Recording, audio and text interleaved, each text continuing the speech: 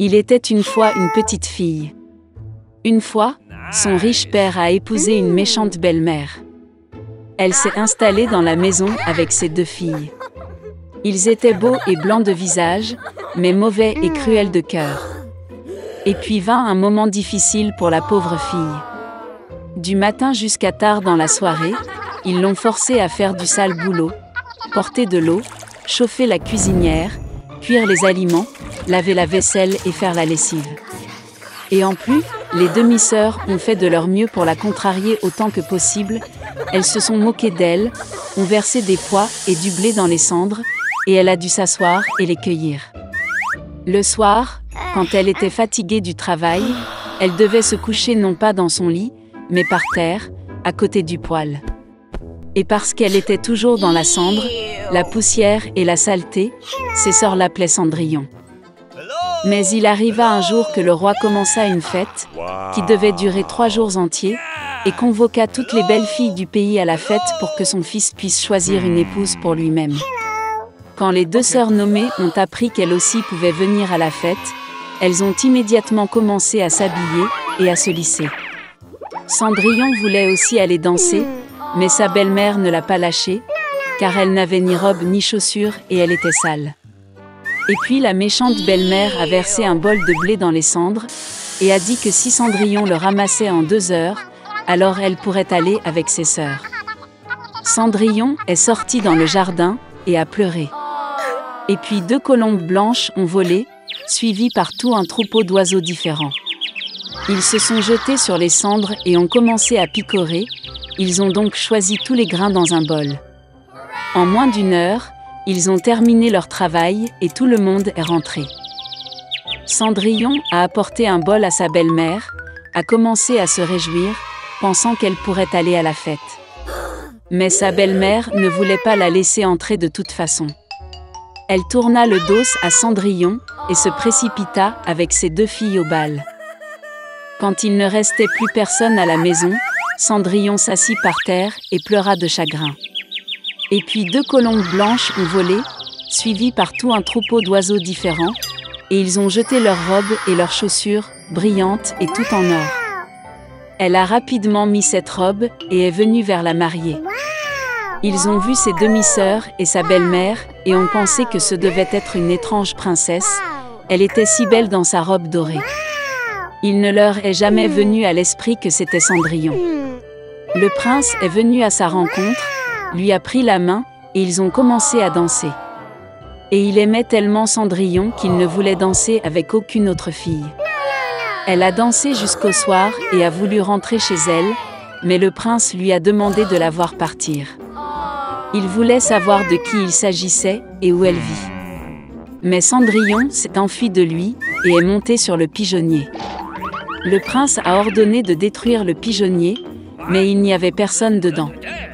Et nulle part près il ne pouvait trouver son bel inconnu. Personne n'aurait pu deviner que Cendrillon a été sauvée par des pigeons qui l'ont ramenée chez elle. Le prince était bouleversé et alla au palais la tête baissée. Et soudain, il a vu une chaussure, l'a soulevée, elle était si petite et élégante et tout d'or pur. Le prince a deviné que lorsque Cendrillon s'est enfui de lui, la chaussure de son pied gauche est restée sur l'une des marches. Le prince était ravi et a ordonné de trouver la maîtresse de cette chaussure, et à qui elle convient, il épousera celle-là. Les parents sont revenus du bal, ils ont vu que Cendrillon dormait dans sa chemise sur la cendre, et une faible lumière était allumée près du poêle. Les 2 sœurs sont allées dans leur chambre, espérant que demain, elles seraient les plus chanceuses à enfiler la pantoufle d'or. Le lendemain, le prince est venu chez eux et a dit que tous ceux qui voulaient essayer la chaussure de sa future épouse devraient sortir. 2 sœurs sont sorties et la belle-mère a enfermé Cendrillon dans la maison et ne l'a pas laissé sortir. La sœur aînée l'a essayé, une petite chaussure. La petite sœur l'a essayé, la chaussure est géniale. Le prince était sur le point de partir, mais Cendrillon sortit par la fenêtre et courut vers lui. Et elle a mis une chaussure, et ça lui allait. Le prince la regarda dans les yeux et reconnut en elle la très belle fille avec qui il dansait. Il a pris Cendrillon, l'a mise sur un cheval, et est parti jouer un mariage avec elle. Et il a ordonné aux sœurs et à la belle-mère d'être enfermées dans leur maison, et de ne jamais les laisser sortir de là. C'est ainsi qu'ils ont été punis pour leur malice et leur tromperie. Dans un royaume plein de bonheur et de joie vivaient un roi et une reine. Ils rêvaient d'une seule chose, avoir un enfant. Quand ils avaient déjà perdu tout espoir, leur fille est née. Elle était très douce et belle. À cette occasion, une grande fête a été organisée, et de nombreux invités ont été invités au palais, parmi lesquels de bonnes sorcières.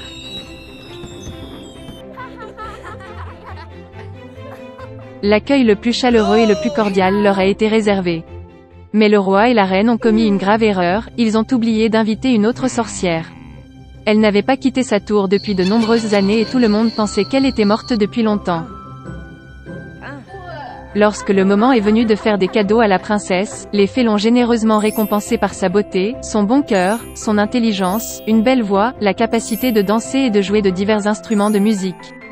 Quand le tour est venu à la dernière sorcière, une fée maléfique est soudainement entrée dans la salle, qu'ils ont oublié d'inviter à la fête. Des couverts lui ont été immédiatement apportés, mais elle a estimé qu'elle n'était pas reçue aussi respectueusement qu'elle le devrait. Tirant le gobelet et l'assiette loin d'elle, elle murmura un sort. La sorcière souhaitait que le jour de son 16e anniversaire, la princesse se pique la main avec un fuseau, et de cela elle mourut. La reine pleura amèrement à la volonté de la méchante sorcière, et le roi ordonna de saisir la sorcière. Mais elle avait déjà disparu avec un rire inquiétant. Heureusement, la dernière des fées n'a pas encore eu le temps de dire son souhait à la princesse. Elle ne pouvait pas annuler le sort, mais a promis que la fille ne mourrait pas, mais ne s'endormirait profondément que jusqu'à ce qu'elle soit réveillée par le baiser d'amour. Le roi a immédiatement ordonné la destruction de tous les fuseaux du royaume. Et puis vint le jour du 16e anniversaire de la princesse, le jour dont la fée maléfique a parlé. La princesse a grandi pour être une fille belle et gentille. Le roi a ordonné à 3 sorcières de veiller sur elle. Les fées la gardaient comme la prunelle de leurs yeux. Ce jour-là, le roi et la reine ont enfermé la jeune fille dans une pièce pour éviter un événement terrible. Mais la princesse ne voulait pas être enfermée.